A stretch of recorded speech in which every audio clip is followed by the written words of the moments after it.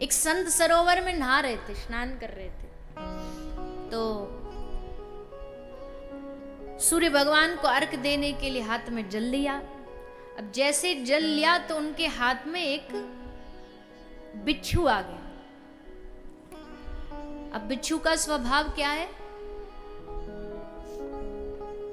डंक मारने का। बिच्छू का यह स्वभाव है, उसने स्वभाव अनुसार संत महाराज जी को डंक मार दिया।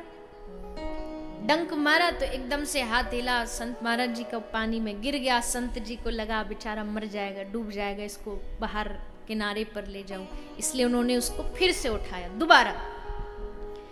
उन्होंने दोबारा उठाया, बिच्छू ने फिर डंक मार दिया, फिर हाथ से गिर गया। वो बार बार डंक मारता रहा और महात्मा जी बार बार उसे उठाते रहे। एक आदमी वहीं किनारे पे बैठा ये पूरी कहानी देख रहा था। उसने कहा, महात्मा जी क्या हो गया, आप काय को बार बार इसको बचा रहे हो? हर बारी आपको डंक मारता, फिर भी आप इसको बचा रहे हो। तो साधु ने मुस्कुराते हुए कहा, बिच्छू का स्वभाव है मारना और संत का स्वभाव है बचाना। अगर ये अपने स्वभाव से चूक नहीं रहा तो मैं संत होकर के अपने स्वभाव से क्यों चूकूं? ये मारेगा तो मैं बचाऊंगा। यही एक संत का लक्षण होता है, यही एक संतत्व का भाव होता है। हम सब संसार में डूब रहे हैं, संत क्या करेंगे? संत नाव लेकर के आएंगे, सत्संग की नाव। सत्संग क्या है? सत्संग नैया है।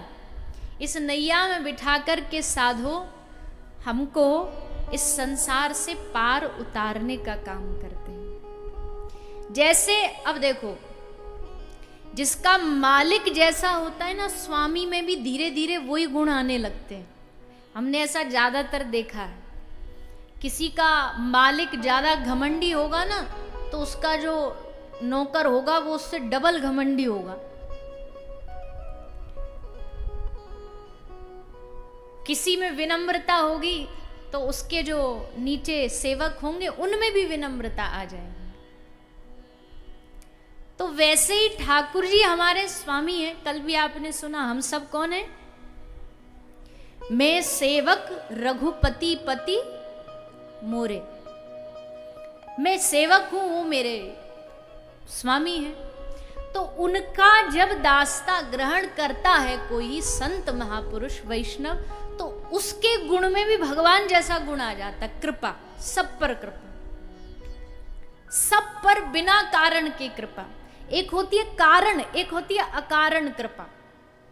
कारण तो कृपा तो ये है, एक बच्चे का माँ बाप घर परिवार सब पालन पोषण कर रहे हैं, क्योंकि पता है कि यही आगे चल करके हमें रोटी खिलाएगा, यही कमा के लाएगा, यही खानदान आगे बढ़ाएगा। सबको कोई ना कोई कारण है इस दुनिया में। अकारण कोई किसी से प्रेम नहीं करता भैया, ध्यान रखना। चाहे कोई कितने बड़े बड़े दावे प्रस्तुत कर ले कि हम तुमसे निस्वार्थ प्रेम नहीं कर सकता। कोई कारण होगा ही होगा, बिल्कुल होगा। हर संबंध में कारण होगा। लेकिन अकारण जो कृपा करने वाला हो वो एकमात्र श्री हरि है, भगवान। बताओ, भगवान को हमसे कृपा करने के लिए क्या कारण है? क्यों हम पर कृपा कर रहे हैं ठाकुर जी? क्या चाहिए उनको हमसे? बताओ। पानी चाहिए, रोटी चाहिए, हवा चाहिए, क्या चाहिए? सब कुछ तो उनका दिया हम ले रहे हैं, उनको तो हमसे कुछ चाहिए नहीं। यहां तक कि जीव उंगली उठा करके भगवान को चैलेंज करके कहता, कहां है भगवान बताओ? मैं नहीं मानता किसी भगवान को। फिर भी भगवान उसको सांस दे रहे हैं, फिर भी उसको जिंदा रखा है। क्या भगवान चाहे तो ऐसे दुर्बुद्धि को मार नहीं सकते तुरंत? भगवान के लिए कोई बड़ी बात है किसी को सांस रोकना?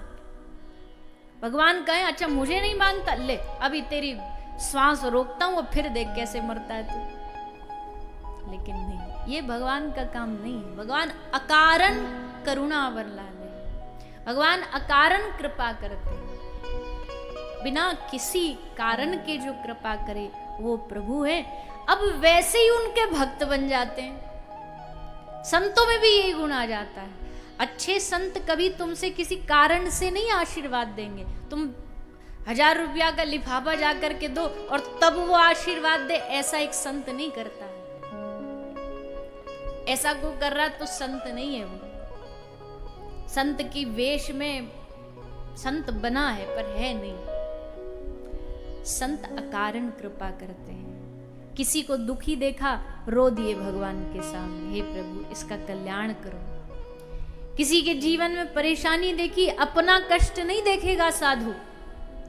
संत किसका कष्ट देखेगा? बोले प्रभु ये कष्ट में इसको ठीक कर दो। यही एक भगवान के संत का, भक्त का लक्षण हो रहा है। और एक और लक्षण क्या है भक्त का, संतों का? वैसे तो बहुत लंबी लिस्ट है ये। आज पूरे 3 घंटा इसी पे बात करें ना तो 3 घंटे इसी पे निकल जाएंगे कि संत का क्या क्या गुण होता है, क्या क्या लिस्ट होती है। पर एक गुण ये भी होता है संत का, भक्त का, कुछ अच्छा दिख रहा है दुनिया में, कुछ अच्छा दिख रहा है, बढ़िया दिख रहा है, तो क्या कहेगा कौन कर रहा है? कुछ भी अच्छा काम हो रहा है तो करने वाला कौन है? प्रभु है मेरे। सब अच्छा काम भगवान कर रहे हैं। और जहां गलती होगी, भूल होगी, अपराध होगी, वहां कौन कर रहा है? हे प्रभु मुझसे खूब अपराध बनते, मैं क्या करूं? मेरे अपराधों को मैं कैसे दूर करूं? अच्छा तो उनका, बुरा तो मेरा। ये एक भक्त का लक्षण। हमारा उल्टा है। हमारा क्या है? बुरा कर दे तो भगवान की इच्छा के बिना तो पत्ता भी नहीं हिलता। सब बुरा करा कराया भगवान के माथे मर दिया कि सब करने वाले तो भगवान ही है भैया, हमने थोड़ी किया, हमने थोड़ी मर्डर किया, भगवान ने करा दिया। और अच्छा करना तो किसने किया? सब जगह पर्चे छपवा देंगे, सब जगह ढोल बजवा देंगे, हमने किया, हमने इतना किया, उतना किया, सब जगह अपनी घोषणा करा देंगे।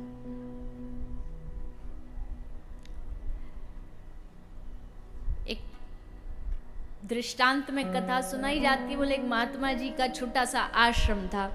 उस आश्रम में एक गैया रहती थी। उन्होंने आश्रम को बढ़िया बना रखा था। एक दिन गैया थोड़ा इधर उधर हुई, उन्होंने एक डंडा मारा उसमें, और डंडा मारा तो गैया मर गई।